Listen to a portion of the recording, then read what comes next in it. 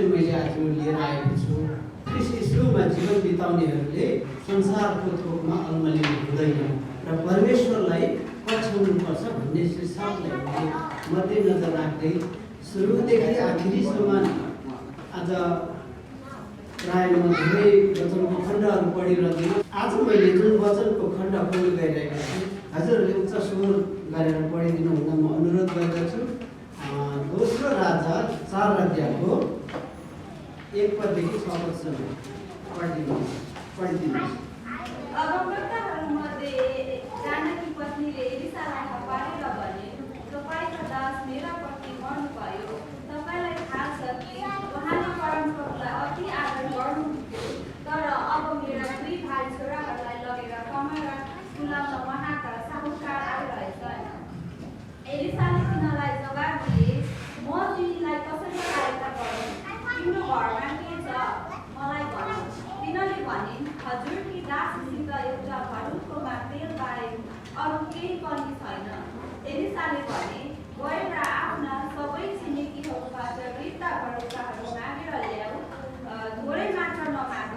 त्यसपछि घरमा गएर तिम्रा छोराहरूलाई पनि भित्र राखेर ढोका थुन। भरुकोको तेल ती सबै भाँडाहरूमा खन्याऊ र भरिएका भाँडाहरू अलग्गै राख।" तिनी एलिसाबाट बिदा भइन् र आफ्ना छोराहरूलाई भित्र राखेर ढोका लगाइन्। उनीहरूले भरुकाहरू ल्याए र तिनीले ती भर्दै गइन्। जब ती सबै भरिसके तिनीले आफ्नो एकजना छोरालाई भने, "अर्को भरुको ले।" तर त्यसले जवाब दियो, "अब एउटै भरुको पनि छैन।" तब तेल पनि आउन बन्द भयो। आमेन। धन्यवाद। वचन पढाइ र सुनाइमा हामी सबैलाई परमेश्वरले आशिष गरिरहनु। अब हामी वचनको गहिराइतिर जानेछौँ। यो आज विधवाको तेलको मैले एउटा वचनको मुख्य भागलाई मैले सुनेर ल्याएको छु र यसलाई हामी विस्तारमा हामीहरू यसलाई सुन्दै जानेछौँ, बुझ्दै जानेछौँ। र हाम्रो परमेश्वर भन्नुहुन्छ, "म भन्दा अगाडि कुनै ईश्वर नै बनिएको थिएन र म पछि पनि कोही हुनेवाला छैन। म नै हुँ, म परमप्रभु, म नै मुक्तिदाता, म बाहेक कोही पनि छैन" भनेर यशायाको पुस्तक 43 अध्यायको 10 र 11 पदमा हामीलाई यो खण्डले बताएको छ। र परमेश्वर हाम्रो परमेश्वर चाहिँ उहाँ हुनुहुन्छ। उहाँको छोराछोरी हामी हुन हामीलाई एउटा अनुग्रह गर्नुभयो। हामी यसमा गौरव मान्नेछौँ र उहाँभन्दा ठुलो अरू कोही पनि छैन र पछि हुनेवाला पनि छैन। र यसैले परमेश्वर अर्को ठाउँमा पनि भन्नुहुन्छ कि यशाया 66 अध्यायको 1 र 2 पदले भन्दछ हामीलाई, "स्वर्ग मेरो सिंहासन, पृथ्वी मेरो पाउदान। तिमीहरूले मेरो निम्ति बनाउने धन कहाँ छ? र मेरो विश्रामको ठाउँ कुन हुने हो? कुन हुनेछ?" भनेर परमेश्वरले यो एउटा मानिसहरूलाई गम्भीर प्रश्न राख्नुभयो। यसको उत्तर पनि अहिले कुनै पनि थोकले त्यो उत्तर दिनु सकेको छैन, मैले पाएको छैन। तर यसको उत्तरहरू सबै बाइबलले पनि दिएको छ। परमेश्वर आफैले त्यहाँ भन्नुभएको छ, ती अलिकति तलतिर उहाँ भन्नुहुन्छ, "जो मानिस आत्मामा दिन र चूर्ण छ र मेरो वचनमा कामदछ, म त्यसकै आदर गर्नेछु।" परमेश्वर भन्नुहुन्छ। हालेलुया, हालेलुया। आज निकै हालेलुया चाहिँ भन्नुपर्छ है, नभए चाहिँ हामीलाई आक्रमण गर्छ अरे त दुष्टले। र परमेश्वर भन्नुहुन्छ, त्यो चाहिँ भन्नुभयो, त्यस मानिसलाई चाहिँ म आदर गर्छु भन्नुको अर्थ नै परमेश्वरले मानिससँग बास गर्छु भन्नुभएको कुरा हो। हामीले त्यो सजिलो प्रकारले हामी बुझ्नु सक्दैनौँ। तर परमेश्वरले भन्नुभएको छ, जो मानिस चाहिँ आत्मा र दिन छ र मेरो वचनमा कामदछ, चूर्ण छ, त्यो मानिसलाई म आदर गर्छु। भनाइको अर्थ चाहिँ यहाँ के हुँदैछ भने, हामीहरू एउटा उदाहरण भन्नुपर्दा कसैको घरमा हामी बास माग्न जान्छौँ भने हामी त्यो घरको मानिसलाई हामी आदर गर्छौँ अनि त्यो घरको मानिसले हामीलाई बास दिन्छ। ढुङ्गामुढा गर्दै गयो भने हामीले बास दिँदैन। त्यस्तै प्रकारले परमेश्वर पनि एउटा मानिस जाति, हामी मानिसलाई आधार गर्नुहुन्छ। किन आधार गर्नुहुन्छ? किन मानिसमा बास गर्न चाहनुहुन्छ? यसलाई प्रश्न पार्नको लागि हामी पहिलो कोरिन्थी 6औं अध्यायको 19-20लाई हामी देख्न सक्छौँ। प्रश्न गरी लेखिदिएको छ, तिमीहरूको शरीर पवित्र आत्माको मन्दिर हो, जुन पवित्र आत्मा तिमीहरूले परमेश्वरबाट पाएका छौ र उहाँ तिमीहरूभित्र बास गर्नुहुन्छ भन्ने के तिमीहरूलाई थाहा छैन? तिमीहरू स्वयं आफै होइनौ, तिमीहरू मोल तिरेर किनिएका हौ। यसकारण तिमीहरूका शरीरमा परमेश्वरको महिमा गर। आमेन। परमेश्वर भन्नुहुन्छ मानिसमा बास गर्न चाहनुहुन्छ। पावलले पनि भनिरहेको छ, तिमीहरू चाहिँ पवित्र आत्माको मन्दिर हो, परमेश्वर चाहिँ तिमीहरूभित्र बास गर्नुहुन्छ, तिमीहरू आफै होइनौ, मोल तिरेर किनिएका। हामीहरू चाहिँ अघि मैले भन्दै थिएँ, परमेश्वरको छोराछोरी हामी यीशु ख्रीष्टको रगत बलिदानद्वारा हामीले छुटकारा पाएर सन्तान हुन कहलिएका हौँ। आमेन। त्यसकारणले परमेश्वर भन्नुहुन्छ मानिससँग बास गर्न चाहनुहुन्छ। उत्पत्तिको पुस्तक 2 अध्यायको 7 पदमा भन्दछ, मानिसलाई परमेश्वरले आफ्नै प्रतिरूपमा बनाउनु भयो। त्यही कारणले परमेश्वर मानिसमा बास गर्न चाहनुहुन्छ। किनकि जब मानिसलाई किन उहाँले सृष्टि गर्नुभयो भन्दा उहाँको आराधना गर्न, उहाँको सङ्गति गर्न, उहाँलाई महिमा दिनको लागि मानिस सृष्टि गर्नुभएको थियो। पशु प्राणीहरू संसारमा हरेक यावत थोकहरू बनाउनु भयो, तर परमेश्वरले मानिसले जस्तो ती वस्तुहरूले महिमा दिन सक्दैन। पशु प्राणीहरू के छन्?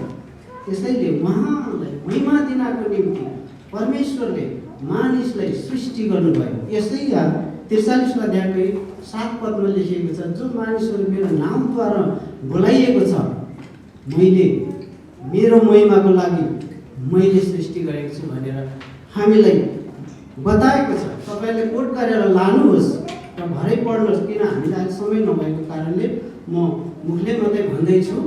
उहाँ मानिसमा बास गर्न चाहनुहुन्छ, किनकि जसले महिमा गर्छ त्यो मानिससँग परमेश्वर बास गर्नुहुन्छ।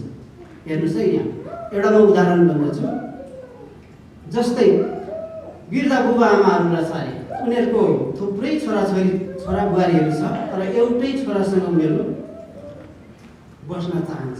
किनकि उनीहरूले जुन छोराले उनीहरूलाई सुख सुविधा दिन्छ, उनीहरूको आज्ञा पालन गर्छ, उनीहरूलाई आदर गर्छ, त्यही छोराछोरीसँग छोराबुहारीसँग ती बुवा आमा बास गर्न चाहन्छ, बस्न चाहन्छ। त्यो अरू भाइहरूले किनकि उनीहरूले आदरै गर्दैन, हेला गर्छ, भोकै तिर्खै राख्छ। त्यसकारणले हाम्रो परमेश्वर पनि मानिससँग बास गर्न चाहनुहुन्छ, तर जसले उहाँलाई महिमा दिन्छ, जसले उहाँको आज्ञाकारी काम गर्छ, त्यो मानिससँग परमेश्वर बास गर्न चाहनुहुन्छ। हालेलुया। त्यो मानिससँग। अनि जब परमेश्वर मानिससँग बास गर्छ नि, तब त्यो मानिसको जीवनमा कुनै पनि प्रकारको घटी अभाव आउँदैन, सबै कुरा परिपूर्णता हुन्छ। कुनै कुराले पनि न रोग बिमार हुन्छ, न दुखाइ बिमार हुन्छ, न कुनै कष्टहरू आउँदैन, सङ्कष्टहरू। हामीहरू यी कुराहरू पुरानो अगमवक्ताको जीवनमा हामी देख्न सक्छौँ। हामीहरू थुप्रै ठाउँ देख्न सक्छौँ। यो 40 जना अगमवक्ताहरूको जीवनमा हामी देख्न सक्छौँ।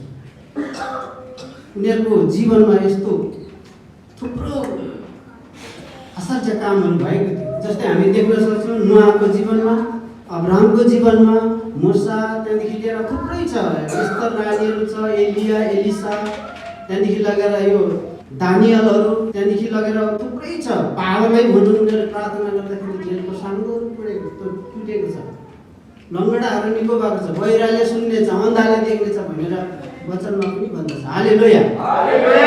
जब परमेश्वर तपाईँ हामीमा बास गर्नुहुन्छ नि, तब परमेश्वर हामीमा बास गरेपछि हाम्रोमा आश्चर्य कामहरू हुन्छ।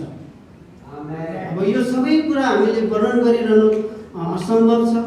म एलिया र एलिसाको जीवनबाट वचन प्रचार गर्न गइरहेको छु। हजुरहरूले धैर्यपूर्वक सुनिदिनुहोस्। हामीले अघि सुनेको छौँ, विधवाको तेलको बारेमा पनि हामीले अघि सुनेको छौँ। तर म एलिसाको जीवनमा कस्तो प्रकारको घटनाहरू घटेको थियो र उसले संसारलाई कस्तो प्रकारले त्यागेको थियो र परमेश्वरलाई कसरी पछ्याएको थियो भन्ने कुराहरू म अलिकति प्रश्न पार्न चाहन्छु। सबै चाहिँ म पढ्दिनँ, वर्षपदहरू बताइदिन्छु होइन। यहाँनिर छ, यसरी लेखिएको छ यहाँनिर, पहिलो राजा 19 अध्यायको 19देखि 21मा हामी देख्न सक्छौँ एलिसाको बोलावट भनेर त्यहाँनिर शीर्षक लेखिएको छ। एलिसालाई जब ऊ 12 हल गोरु जोतिरहेको थियो, 12 हल गोरुको मध्येमा चाहिँ ऊ 12औं हल भनेले चाहिँ 12 नम्बरको गोरु चाहिँ उसले खेतमा जोतिरहेको थियो। त्यो समयमा एलिया चाहिँ एउटा परमेश्वरको जन थियो। उहाँ चाहिँ अब जिउँदै स्वर्ग पनि गएको व्यक्ति हो उहाँ चाहिँ। र एलियालाई परमेश्वरले पठाए उसलाई बोलावटको लागि। उसले गएर एउटा खास्टो उडाइदियो एलिसालाई। अनि खास्टो उडाएर ऊ बाटो लागे। अनि एलिया गोरु जोतिरहेको थियो, टक्कै गोरु रोके। अनि त्यहाँदेखि एलियाको पछाडि दुक्कुरेर गयो भनेको छ, बिस्तारै पनि होइन, दुक्कुरेर गयो भनेको छ। अनि गएर उसले बिदा मागे, मलाई बुवा आमासँग चुम्बन लिएर चाहिँ बिदा हुन दिनुहोस् भन्दाखेरि एलियाले भन्यो जाऊ, पठाइदियो उसलाई। त्यहाँदेखि ऊ एलियालाई छोडेर गए। त्यो हल गोरु पनि लिएर गए, दुईटै गोरु मारे। अनि हलोजुवा पनि त्यही हलोजुवाको काठमा त्यो मासु पकाएर साथीभाइहरूलाई बाँडिराखेर अनि चुम्ब लिएर बिदा भएर एलियाको पछि लागे भनेको छ। अनि त्यो लागे मात्रै होइन, उसको चाकर भए भनेको छ। चाकर तपाईँ हामीलाई अहिले संसारको धन सम्पत्ति छोडेर प्रभु यीशु ख्रिस्टको पछि चाकर बनेर जानु कति ठुलो असम्भव छ, हामी आफै सोचौँ न। तर एलिसालाई यो कुनै पनि असम्भव थिएन। तब उसको जीवनमा यस्तो खालको परिवर्तन आयो कि उसले कत्रो आश्चर्य कामहरू गरेको कुरा हामी पाउन सक्छौँ। त्यति मात्रै होइन, पछाडि त्यो एलिया त स्वर्गतिर परमेश्वरले उठाउने बेला भइसकेको थियो। गिलगालबाट चाहिँ उनीहरू यात्रामा थियो, गिलगाल छोडेर। अनि त्यो बाटोमै एलियालाई चाहिँ बोलावट भयो, तिमी चाहिँ बेथेलमा जानुपर्छ। अनि एलियाले एलिसालाई भन्यो, तिमी यहीँ बसौ, म चाहिँ बेथेलमा जानुपर्छ। परमेश्वरले त्यहाँ बोलायो भन्दाखेरि एलिसाले भन्छ, परमेश्वरको जीवनको शपथ खाएर र तपाईँको जीवनको शपथ खाएर म तपाईँले भन्छु, तपाईँले म छोड्ने छैन। हालेलुया, हालेलुया। उहाँले यस्तो प्रकारले पछ्याउनु। त्यहाँदेखि उनीहरू दुइटै झरे, बेथेलमा झरेपछि त्यहाँनिर अगमवक्ताहरूको दलहरू थियो। उनीहरूले पनि भन्यो, एलिसा तपाईँको मालिक त उठाएर लाने भन्दैछ आज, तपाईँले थाहा छैन भन्दाखेरि थाहा छ मलाई, त्यो सबै कुरा थाहा छ, त्यो कुरा नगर मलाई भन्यो। अनि त्यतिखेर फेरि एलियाले भन्यो, लु मलाई त फेरि यरीहोमा पो बोलायो, तिमी चाहिँ यहीँ बस्छ है अब भन्दा। त्यही अहिलेकै प्रश्नको उत्तरहरू दिए, तपाईँले म छोड्ने छैन। अनि उनीहरू दुइटै झरे, यरीहोमा झरे। यरीहोमा झर्दाखेरि त्यहाँ त झन् 50 जना अगमवक्ताको दलहरू रहेछ। अनि त्यो 50 जना अगमवक्ताको दलहरूले फेरि त्यो एलिसालाई भन्यो, त्यो अघिकै जस्तो तिम्रो मालिक त उठाएर लाने भन्दैछ, तिमीलाई थाहा छैन भन्दा उसले त्यही उत्तर दियो, थाहा छ मलाई, तिमीहरू त्यस्तो कुरा नगर मलाई।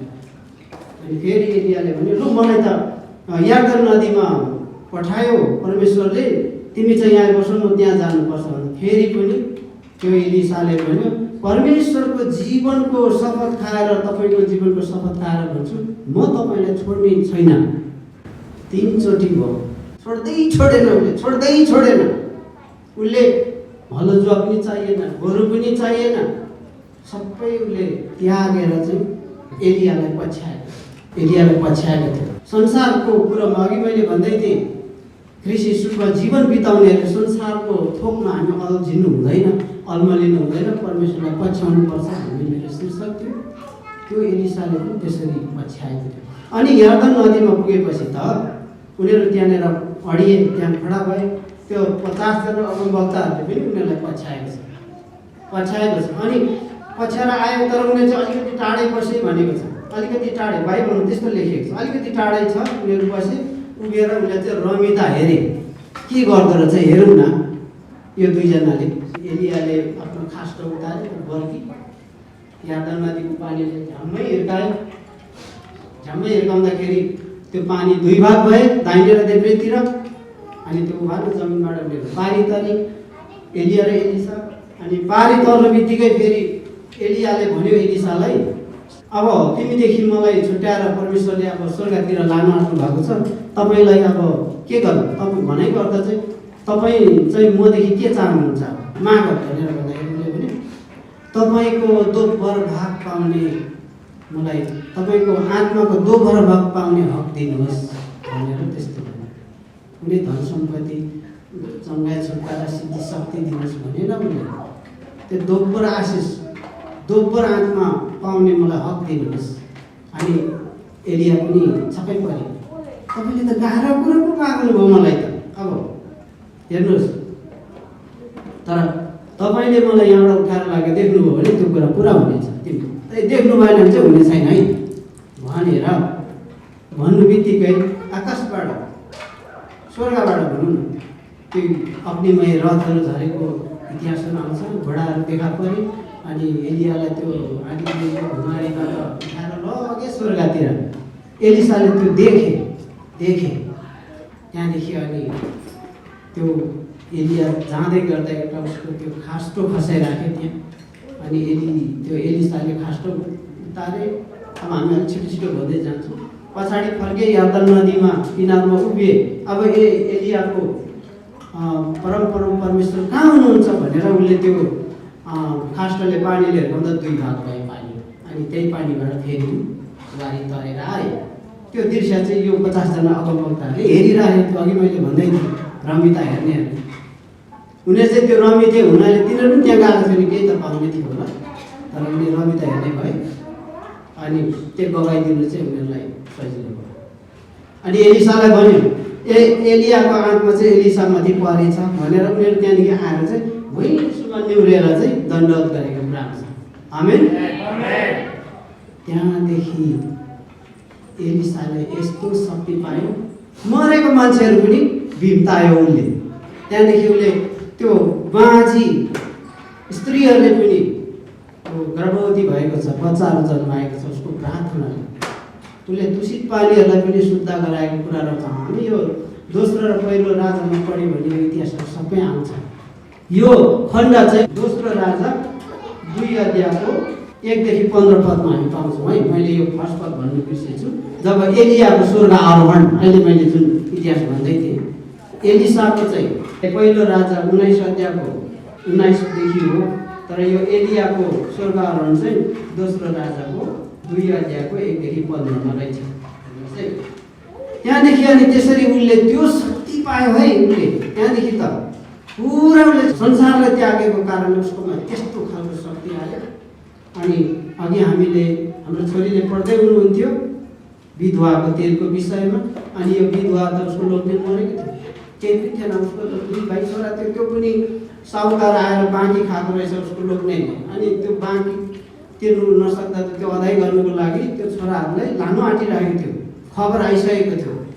अनि त्यो कुराहरू त्यो एलिसालाई भन्छ त्यो विधुवीले, अनि मेरो त 2 भाइ छोरा बाहेक छैन, म के गर्नु, मेरो त केही पनि छैन भन्दाखेरि त्यो एलिसाले भने तिम्रो घरमा अरू के छ भन्दाखेरि अलिकति तेल बाहेक केही पनि छैन। त्यो थियो होला 2-4 भुटुन तेल, सानो भुटुलकोमा एउटा तेल बाहेक छैन। त्यसो भने जाऊ गाउँतिर थुप्रै भाँडाकुँडाहरू रिक्ता भाँडाहरू ल्याऊ, अलिकति होइन थुप्रै भएदेखि ट्याङ्कीहरू पनि होला। अनि तिम्रो घरमा कति छ भेला गर, ढोका थुन्नु, त्यहाँ तेल खन्याउ, भरिएको अलग गर। त्यसै गरे त्यसले भर्दै लगे सबै भरिँदै गयो सबै भरिसके। त्यो उसको सानो भुटुको तेल। दोस्रो राजा 4 अध्यायदेखि 1 देखि 5 सम्म है। हाम्रो भाँडो कस्तो छ, यदि त्यो तेल खन्याउने भाँडो छैन भने परमेश्वरले उहाँको आशिषको तेल बन्द हुन्छ हो। त्यो सबै भाँडाकुँडा त भरिए, तर आश्चर्य कुरो चाहिँ के छ भने त्यो सानो भुलुङ पनि त्यत्रो भाँडो पनि त्यत्रो ठुल्ठुलो भाँडामा लायो, भरिसक्यो, तर ऊ पनि भरेको भरि नै छ। आश्चर्य कुरा यहाँ इतिहासमा हेर्दाखेरि हामी पाउन सक्छौँ, बुझ्न सक्छौँ कि अर्को पनि भुल्टुङ थियो, अर्को भुल्टुङ भन्नुको अर्थ चाहिँ त्यहाँ थियो नि, भरि छ, भरि नै छ त्यो। परमेश्वरले जब मानिसले भर्नुहुन्छ, भरियोपछि त्यो मान्छे कहिले पनि आदि हुँदैन, कहिले आदि हुँदैन। तर परमेश्वरको असल प्रेमलाई चाहिँ चाखेको हुन्छ। जसरी यीशु ख्रीष्टले क्रुसमा मृत्यु चाखेको थियो, मानिसको मृत्यु कसरी चाख्नुभयो, मानिसले कसरी उसले प्रेम गर्नुभयो, त्यो प्रकारको प्रेम हामीले पनि परमेश्वरप्रति देखाउन सक्यौँ भने सबै संसारको कुरा त्यागेर परमेश्वरलाई हामीले पछ्याउन सक्यौँ एलिसाले जस्तो भयो, तपाईँ हामीमा त्यो आशिष भयो। किन त्यो अगमवक्ताहरूको जीवनमा यो कुरो घटेको कुरो त एकदमै सत्य 100% हो नि। किन उनीहरू र हामी बिचमा के फरक छ? केही पनि फरक छैन। उनीहरू पनि हामी जस्तै मान्छे थियो, यस्तै भात पिउँदै खान्थ्यो उनीहरूले, हामी जस्तै विचार भएको रोग बिमार उनीहरूलाई पनि आउँथ्यो, समस्या थियो। तर किन उनीहरूको जीवनमा त्यस्तो आश्चर्य काम भएको? पावलको जीवनमा किन त्यो झेलको साङ्लोहरू तोड्यो? उसले पनि त सबै त्यागेको त्यो संसारको कुरोलाई हामीले पनि त्याग्न सक्यौँ भने नि हाम्रो जीवनमा पनि त्यो अगमवक्ताको जीवनमा जस्तो आश्चर्य काम अहिले हुन्छ। अहिले भोलि पर्सि होइन, यो संसारमा जिउँ अहिले। तर हामीले त्यो काम गर्नु सक्दैनौँ अनि हाम्रोमा दुर्बलताहरू आइरहन्छ, घटिया कामहरू आइरहन्छ। बाइबलले त भन्छ तिमीहरू मण्डली परिवार सबै एउटै शरीर हो, मण्डलीको एउटै शरीर हो, एउटै अङ्ग हो भन्छ। एउटै अङ्ग छौँ। कसैले अब हामी कसैले राम्रो काम गरिरहेको होला, तर एउटा न एउटाले गल्ती काम गरेको कारणले त्यो मण्डलीमा रोग बिरामले अरूलाई सताइरहन्छ। अहिले पनि चङ्गाइ भइरहेको छैन, भए पनि बिस्तारै हुन्छ त्यस्तो प्रकार। अनि त्यो तेल परमेश्वरले त्यसरी मानिसले भरेपछि कहिले पनि त्यो आदि हुँदैन, सधैँभरि त्यसमा भरिरहन्छ। अनि अब त्यो तेल थाप्ने भाँडो चाहिँ हामीले कस्तो खालको लिएर आउँदैछ? मेरो प्रश्न चाहिँ यो हो, प्रश्न चाहिँ यो, तेल थाप्ने भाँडो हामीले कस्तो लिएर आउँदैछौँ चर्चमा? कति दूषित कुरा संसारको थोकले भरिएको भाँडोहरू लिएर त हामी आएको छैनौँ। यसमा हामी अलिकति छलङ्ग पार्नको लागि यो परमेश्वरले पहिल्यै बताइसकेको कुरोहरू छ, यसमा छलङ्ग पार्नको लागि एउटा खण्डमा चट्टै पढिदिन्छ है। हामीहरू कुनै दूषित कुराले यदि भरिएको थियो भने हाम्रोमा त्यो आशिषको तेल आउन सक्दैन।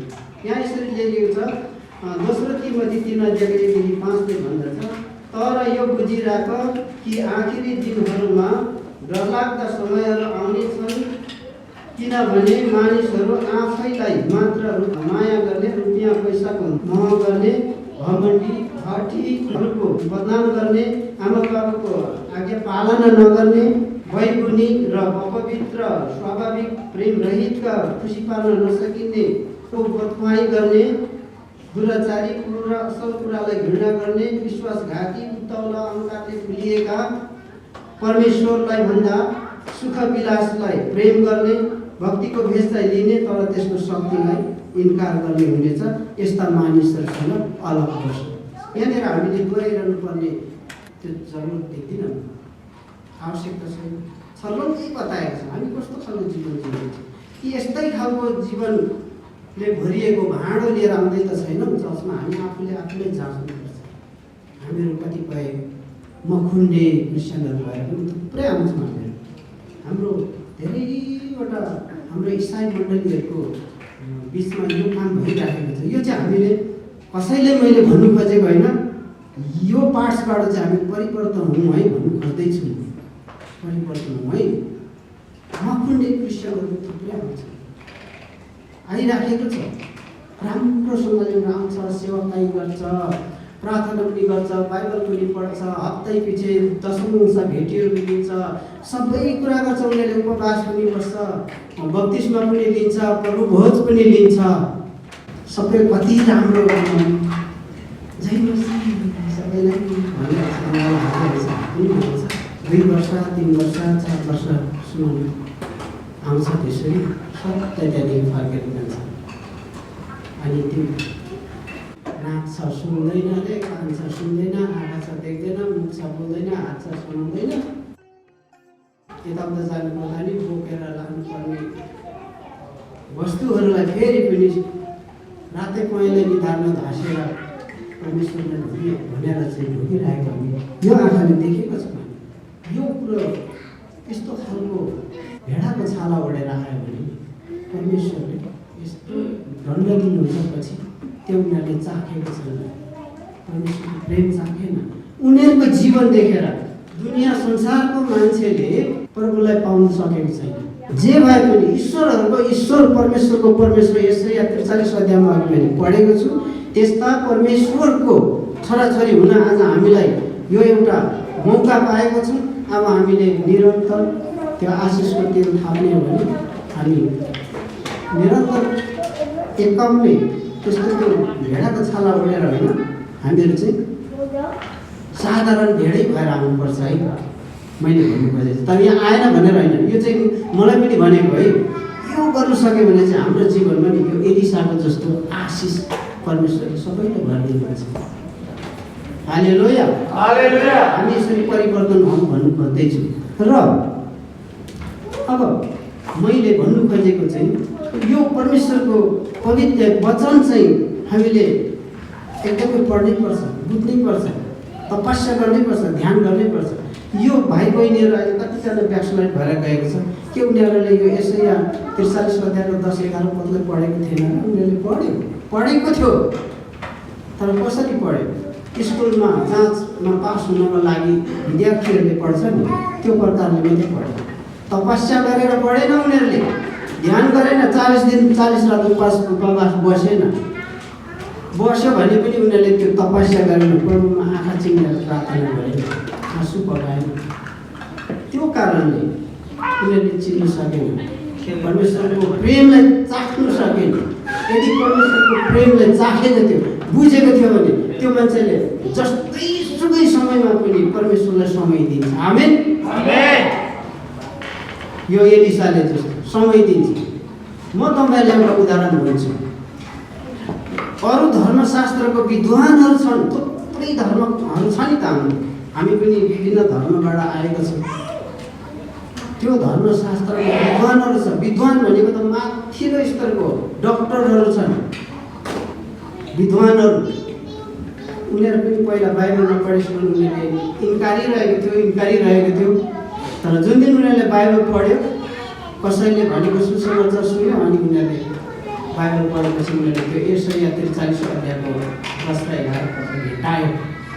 अरू सबै थुप्रै छ, तर सजिलोको लागि भनिरहँदैछु, त्यो भेटायो। अनि उनीहरूले पढेपछि त्यो उनीहरूको वेद शशी मुदुमलाई एकातिर पन्साएर बाइबलको विद्वान भएर क्रिस्चियनहरूलाई आज कति दोहोऱ्याइरहेको छ। उनीहरू वैज्ञानिकहरू पनि यसरी बाइबल पढेपछि उनीहरूले थाहा पायो मुक्तिदाता र उद्धारकर्ता उहाँ नै हुनुहुँदो रहेछ।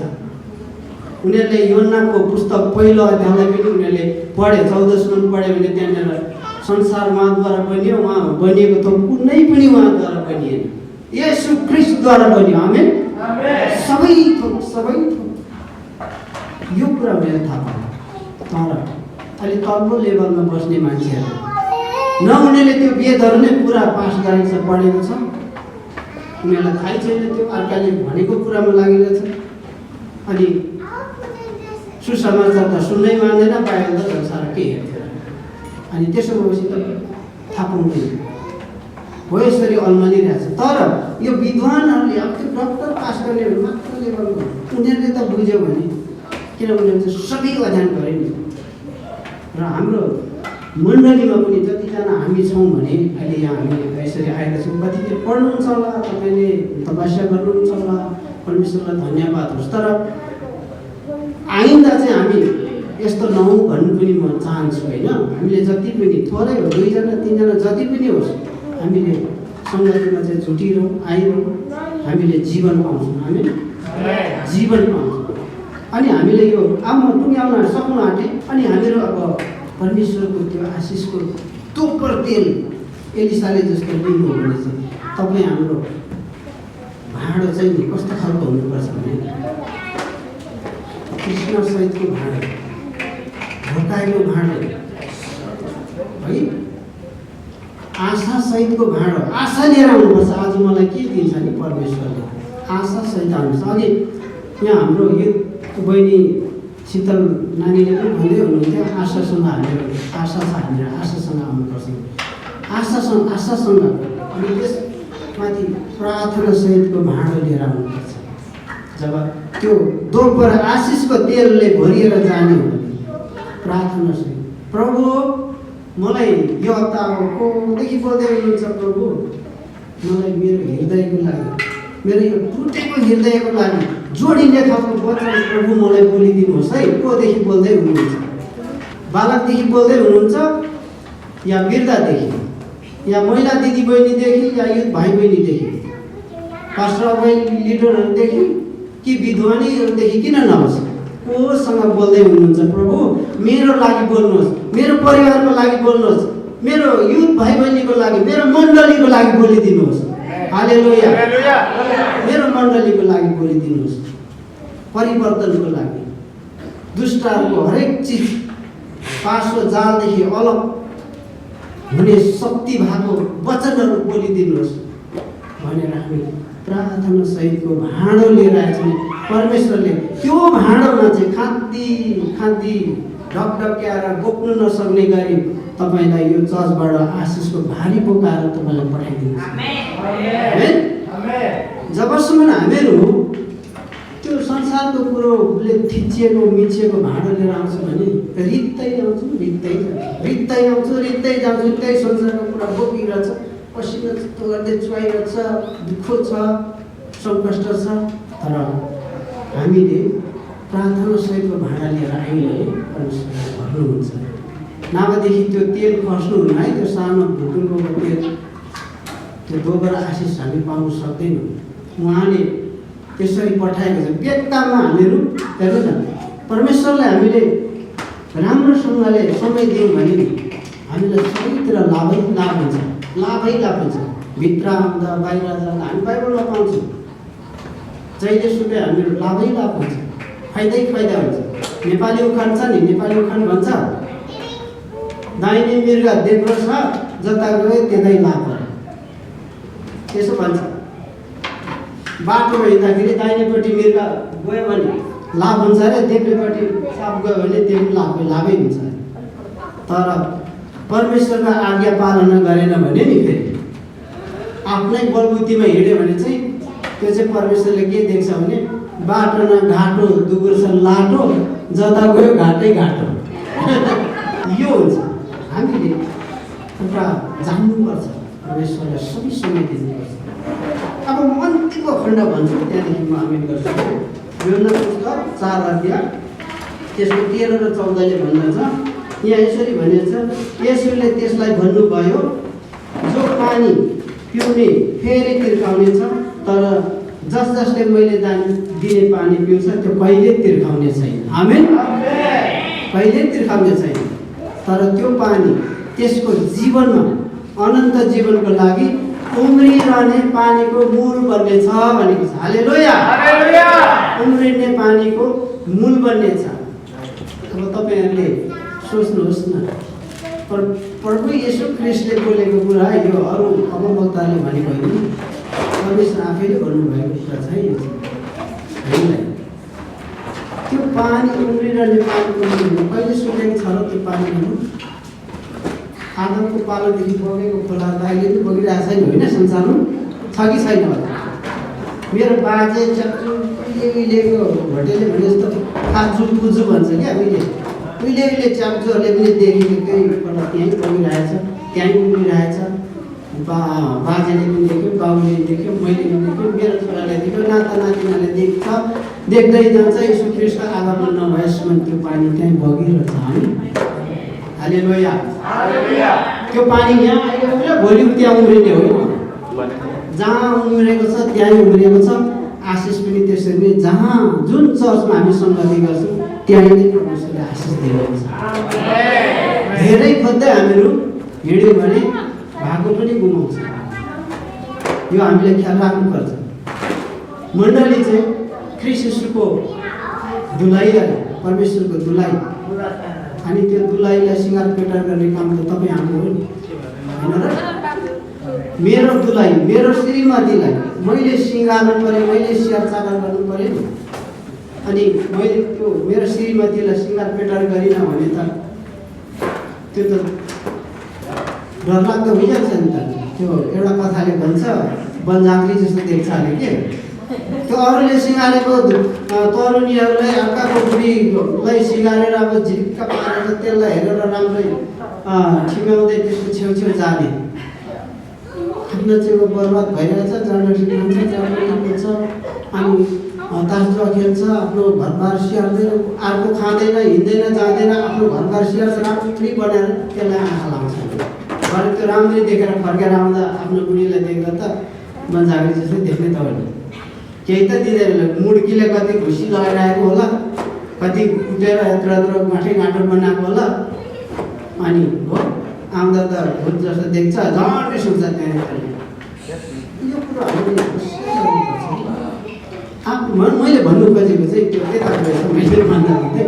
तर मैले भन्नु खोजेको चाहिँ यो मण्डली चाहिँ दुलै मण्डली हाम्रो सम्पत्ति हो।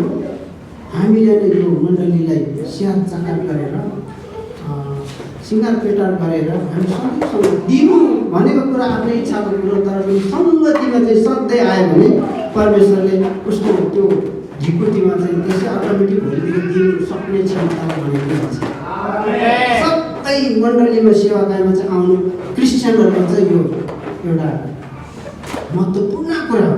त्यस कारणले अब भन्नु त थुप्रै थियो, तर पनि अब समयको अलिकति हामी कमी भएको कारणले मैले यो छोटो वचनहरू यतिमै राख्ने निर्णय गर्दैछु। र म के भन्न चाहन्छु भने हामीले होसियार हुनुपर्छ। लुकाको 22 अध्यायमा हामीले देख्न सक्छौँ। लुकाको 22 अध्यायको 1 देखि 6 पदमा हेर्छौँ। दुष्ट आत्माले हामीलाई अहिले परिवर्तन गराउँछ।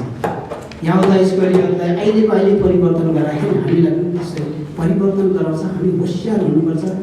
हरेक चिजले हामीलाई अल्म ल्याउँछ। घरमा बस्दाखेरि चर्चमा जाने बेलामा हरेकको झमेला आइरहेको छ, तर त्यसलाई चाहिँ पन्छाएर हामी चर्चतिर आउने चाहिँ हामीले जितेर आउनुपर्छ। त्यहाँदेखि शैतानको अनुहार कालो हुन्छ। त्यसरी हेर्नु चर्चमा परमेश्वरको प्रशस्त आशिष बटुलेर हामी जाने गरौँ। अहिलेदेखि हामीहरू परिवर्तन हुँदै जाउँ। यदि कोही क्रिस्मस छ भने नयाँ सृष्टि हो, त्यो पुरानो कुरा गइसक्यो, बितेर गयो, नयाँ भएको छ, सबै ती नयाँ भनेर त्यहाँ भनेको छ। दोस्रो कोरिन्थी कतिमा 17 दोस्रो कोरिन्थी 5:17 जस्तो लागेको छ। हामी नयाँ सृष्टि हुँदै जाउँ। आउने समयमा हामीहरू परिवर्तन हुँदै, अब यसपालि यति भने अर्को बाली अर्कै प्रकारले हामी परिवर्तन हुँदै आउनुपर्छ। हामी र यति भन्दै मैले अब यो परमेश्वरको वचन जति पनि मलाई प्रकाश भएको थियो, हुन त थुप्रै थियो भन्नु, हामी यतिमै राखौँ भनेर कहिले सक्नुहुँदैन।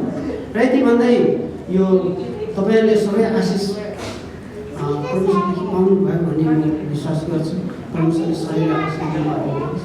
धन्यवाद। मेरो यो छोटो वचन यहाँ राख्दै फेरि पनि सबैलाई यीशु ख्रीष्टको नाममा जय मसीह।